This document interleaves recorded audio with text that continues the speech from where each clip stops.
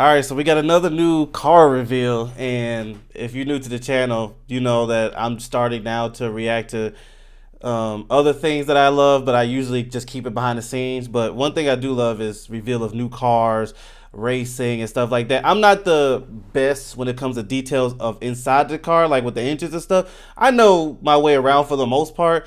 But for me, when I look at a beautiful car, especially sports car, I love sports cars, supercars. I look at other ones, but mostly them. I look at it like a portrait, bro. It is beautiful. Like I might not know every detail a professional racer might or someone who actually works on cars, but I'm definitely the one companies like these make cars for. I would love to I've never been, but I would love to go to car shows. And I all right, so something y'all don't know about me that I'll share here. I like going to art galleries. Something I love. It's a personal thing. I go there, I just sit there and observe for a while and see what I pick from it. And that's how I look at these cars. And also, one thing gives me the reason to look at these new cars is that it gives me motivation to believe that one day I can have a car like this. I'm not really one that I need to have a huge garage of cars, but stuff like this is motivating as well when I react to different cars and stuff like that. So this little small story about myself. This is why I like looking at it. And I did my first video. It was about the new Porsche. I did do that. You want to check it out. But I decided to, make this a thing for y'all to react with it with y'all and find some other people that love cars the same way I do or even more than I do, and enjoy it. This video is about the new Bugatti. And I have to be honest, I haven't paid attention to the Bugatti as much in the last couple of years, but something caught my eye and I want to look into it. And I've been hearing that this new Bugatti is actually not just a small upgrade, but something that actually someone said changes the game. I'm interested to see what they mean by that, but because Bugatti to me, even though I haven't seen it for the last couple of years, has always been top notch. So I don't know what else they'll add to it. I know with the new Porsche, they added the hybrid motors, and maybe they'll do that. Did they have that already with the Bugatti? I don't think so. Maybe that's something they'll add it here. But yeah, anyway, just a small thing about me. I'm not the best with car knowledge, as in when it comes to the extra details of the engine and stuff. But if you're a car salesman or advertise, whatever, I'm definitely the person you make a car for. What I mean by that is for showcasing, for showing love to it, because I'm in awe with these cars, with everyone. I don't think there's one sports car I'm sitting there like, oh, I'm not interested. Not interested. Now, my favorite of all time, and I've said this on the Porsche reaction, is a Corvette. Nothing beats the Corvette. I've loved Corvettes since I was a kid, and the love is still there as number one. But stuff like this is made for me. And I always say we got one life. Let's live it the way we want to. I mean, as long as it's the right way, like legally.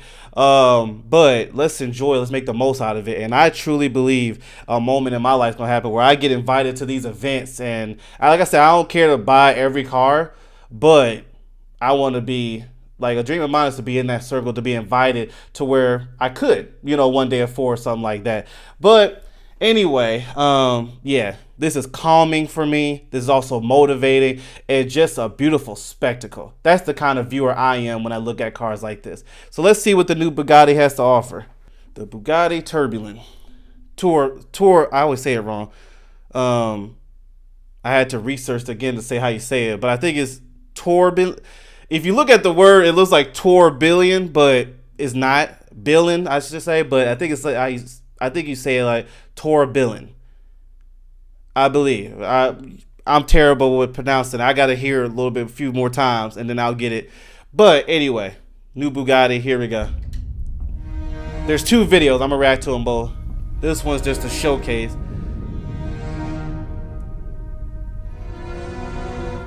And I love the effort they be putting in these car presentations.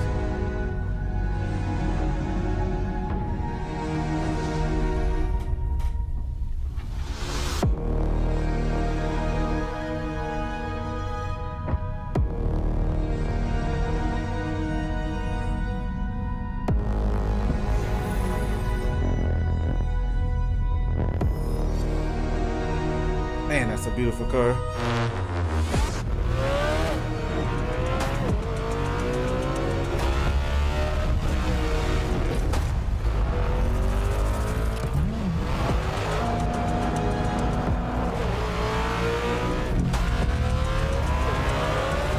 I heard this has 1800 HP. I heard, I gotta look into it, but that's what I was told. Hold on, I wanna look at that one more time.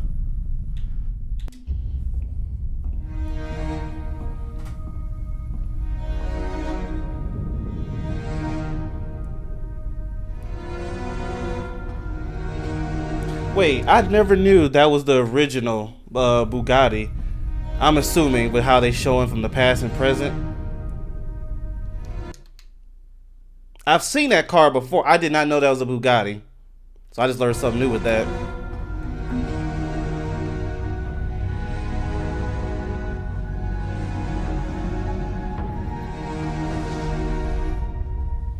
The Bugatti. Tourbillon. I love that. Press the button on the side. I gotta research, see what's the price range on this.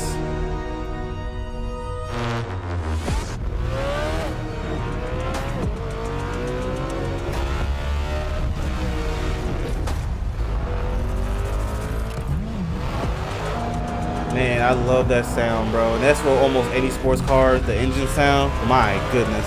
Always brings chills. Not just the Bugatti, but Vet, Porsche, etc. I love that sound. To be real, that's one of the things that drew me to sports cars. And then obviously how it looks. But, you know, as a kid, when you hear that sound of that engine, I mean, I can only speak for myself. It does something to you. It's like, oh my goodness. And then I used to collect Hot Wheels as a kid, and to see, I never forget when I was what, 10? Something like that. Before I was a teenager. I know that. I remember I said to my dad, wait, these Hot Wheel cars are real cars? I can't remember where we was at. I think it was Florida. We was on a vacation. I know that. And someone was driving a sports car. Can't remember exactly what car it was. But I'm like, that's like the Hot Wheels. And he was like, yeah, that's where they get the inspiration from, most of them. Some of them, I should say. And I had no idea them Hot Wheels cars are actually real life cars for the most part. But some of the cars that was in the Hot Wheels are actually in real life. And as a kid, you know, I was ignorant to that.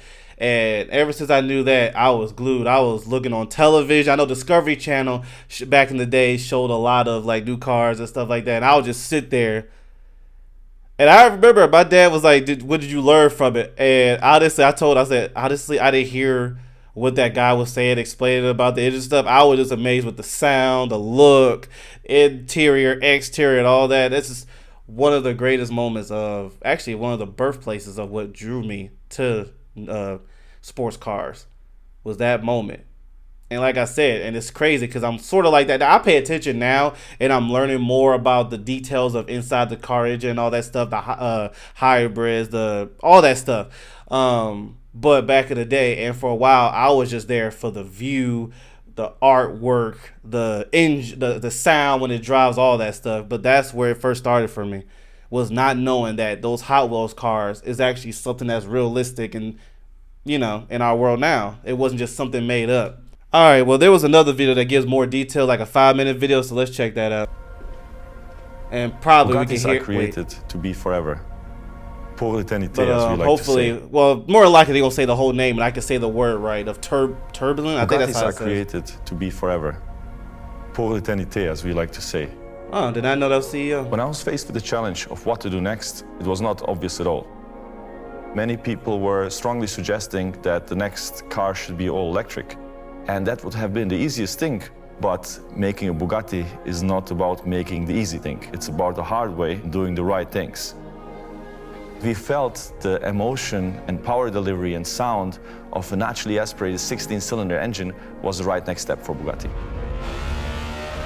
A naturally aspirated engine is a little bit of a romantic idea, but it lacks the raw power and torque of a modern turbocharged engine like the W16. So by combining the advantages of a naturally aspirated combustion engine and a very powerful electric powertrain, the two hearts of this beast kind of support each other. That package is, I think, ideal. Yeah, I agree. The I was Bugatti is never not for just all about electric. I was never or just for about that. numbers. It's about the whole package. For certain sports cars, I should say. It's about perfection, design, quality, craftsmanship. And that was an essential part of this project. For me, it was super important that this is a piece of art. So how do you go about designing the successor to the Chiron? It's the aspect of timelessness that is key to us. To be timeless, a car needs to be authentic. It needs to tell a story. So the story of the Tourbillon is the interplay between speed and elegance. In a way, you could say it's shaped by speed. We draw inspiration from many things. For instance, Jean Bugatti created a concept that he called sur-baiser. He reduced the frontal area on his cars. There is no aerodynamic factor other than frontal area that has a greater influence on the speed of a vehicle. In front view, the Tourbillon seems much wider than any car we did before, just because it is so much lower. This is about proportions. Before we even speak about any design theme or color or line, the proportions have got to be just right. The Tourbillon is a distillation of Bugatti's DNA. The accentuated center line inspired by the Atlantic, the new wide proportion horseshoe grille, and the Bugatti line on the side, which is also the physical parting line between the two colors on the two-tone paint scheme.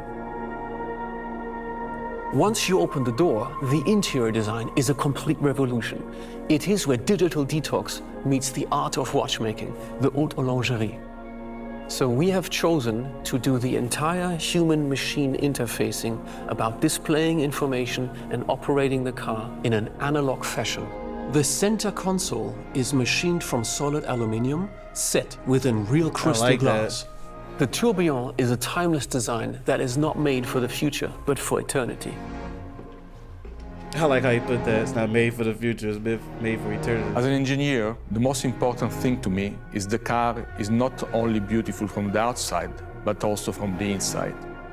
We ensured that every technical component underneath the body was equally beautiful as the exterior, which combines an high revving up to 9,000 RPM, V16 of 1,000 PS, with an 800 PS electric drivetrain, which embodies the latest and cutting-edge technologies in electrification. Thanks to this perfect combination, you really get an extremely quick response on the throttle that the driver requires. Luxury and comfort is not compromised, even at top speed. Over 20 years of modern hypersports cars. You want to know something that my friends don't like about me when it comes to sports cars? Thinking about it now when you mentioned top speed. I am not that guy that's, when I have my sports car, I'm going past the speed limit, testing out the speed. I'm not that guy. I'm still, people used to call me not no goody, but goody two shoes, because I would never go above the law limit of the speed limit, and to this day I don't regret that.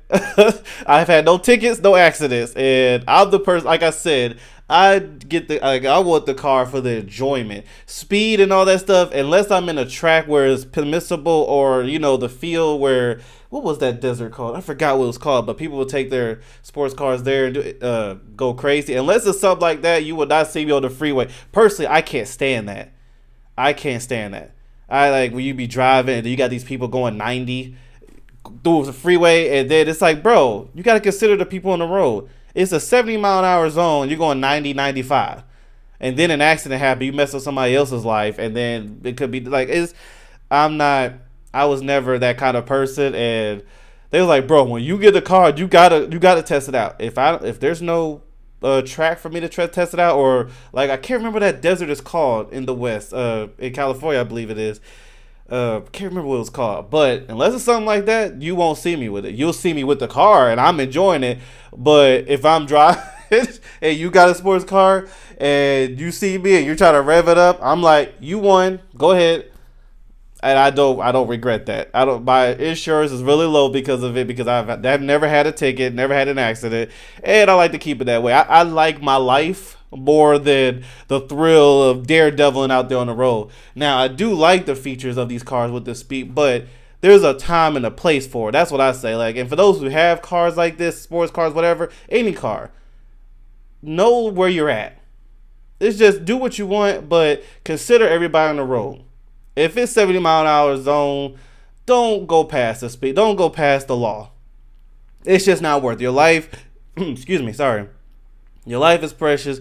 You can find another area where it's actually permissible to do it and test out the speed. But I just can't stand it, and I refuse to be that person to you know, I think it's just trying to show off, and there's more downs than ups to that. So yeah, that's something else to know about me. Looking into the future and at the same time bowing to his rich history with the Tourbillon.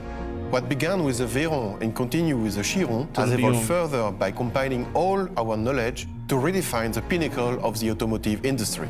The result is the Tourbillon. The Tourbillon is revolutionary, authentic, and timeless. It is unmistakably Bugatti and in a class of its own. Beautiful. I love it. Like I said, these cars is like art to me. You know, I might not know every little detail of what they're, you know, I knew what they were saying, but like, you know, there's some professionals where they know every little detail of the engine and stuff and the words. Sometimes some of it is like a foreign language to me. This was more simplified, so I knew what he was talking about, what they was talking about. But the other stuff is like a foreign language to me. In time, I am going to get better into understanding because I actually want to learn more. At the same time, I look at these cars like art. Beautiful. Beautiful artwork. I love these showcases. I love the detail. I love even the presenters because the way they word it, bro. The way they word it is even beautiful. But yeah, shout out to Bugatti. Actually, I'm curious before this video ends. What does a Bugatti Tourbillon go for? Oh yeah, and by the way, it is true. So it is 1,800 horsepower hybrid. So that was true. But 4 mil. 4 mil. Whoo, goodness gracious. That's why I said some cars are meant for me to enjoy. And it's not that I don't believe that I can ever have money like that to get a $4 million Bugatti. It's just, it goes to the point what I was saying. I don't see myself actually having a garage full of these cars because that's a lot of money for one. I always, you know, when I see videos like this, I'm always encouraged to believe that I can own cars like this if I wanted to. But $4 million, that's the question. Would I pay $4 million for one car? Let's just say I had the money to do it. Probably not.